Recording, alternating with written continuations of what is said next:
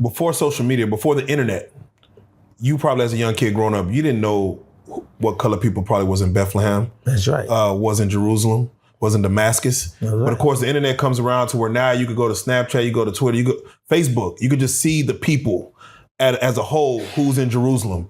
And then you start questioning, wait a minute, if this was 2,000 years ago, that's not that long. Mm-hmm. Just 2,000. And you're saying that Jesus walked this land, but yet he's a white man. Then you have to ask yourself, well, what changed to where everyone else is of a melanated skin? Yeah, everybody over there dark, but how he was white over there. The sun didn't get him. But here's the thing. When you're in a European country, you know everybody go exalt their kind. That's just where it is.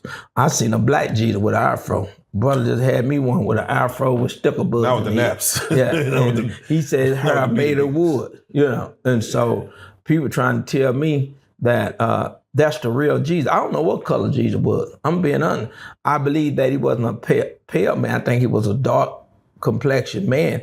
But it ain't about his skin. It's about the resurrection. Did he die and rose from the dead? Satan used anything to get us in a place.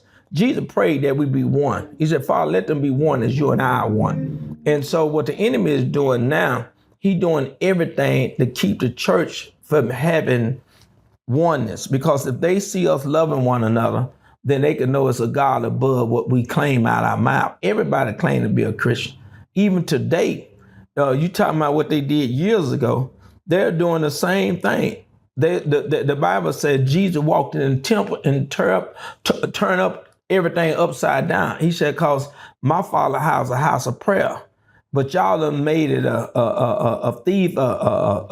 den of thieves, and you're selling merchandise. You use my Father's house for your own benefit. And that's what's wrong with the church. And we got too many preachers. I'm just being honest. They have called the people to serve them instead of serving God. Yeah. We didn't die for you. God is the one that died. I mean, Jesus is the one that died for you, the Lord, and not us. No, I ain't died for you. I'm just a servant. And so the church is in trouble because we're living in a time that nobody want to talk about the truth. And I'm be honest, if you check out the internet, the Muslim whooping the Christian tail right now. Every time you look up, they ask them questions that they can't get away from. They ask them, how many God is it? You look at it everywhere and they trap them because some fools say it's more than one God. Well, if you take out the internet and let's say we go back to just, of course, let's say we go back to Roman times. Now let's go back before Roman times. Let's go back to the Crusades where in the year 1096, for almost 300-400 years, they had a crusades to where they were pretty much killing those who didn't follow the Catholic faith. Yeah, the Romans Empire.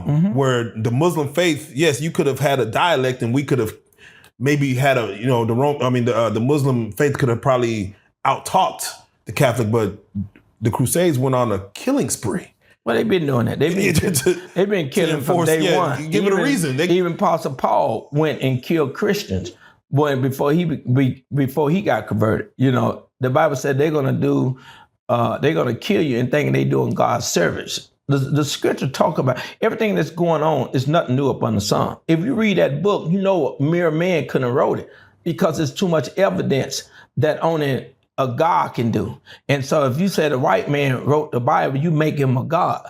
But if you don't study how the Bible was translated and how these different letters was brought up in a book, or they call collective books, then you'll misrepresent God. That's why you got another church that's saying there's 88 books. That's a book that's missing. That's more than that. Satan uses every strategy to make you think, hey, you don't need this book. There's too much going on in it. So what do you say to the woman that questions, well, where's the woman's Bible, or where's the woman's books of the Bible? Where were our teachings? Were we not there? Well, the God started with man first. The Bible said even when they chose to get a leader, he said man was made first. And Paul said, I suffered that a woman not to have authority or teach over a man. He suffered not. He don't want to see that if there's a man available. And so he said Adam wasn't deceived. It was the woman that was deceived.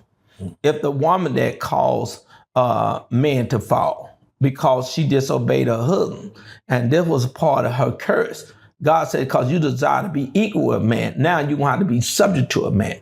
And so God designed that man made in his image, and God called women to be made in man's image. He did it for a reason.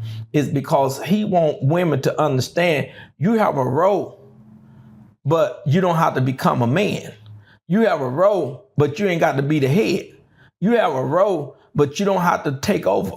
And so everybody have a role. Even Jesus was subject to his father. The Bible said every head of a woman is a man, the head of a man is Christ, and the head of Christ is God. Everybody need to be subject to somebody. If not, you have a bad spirit.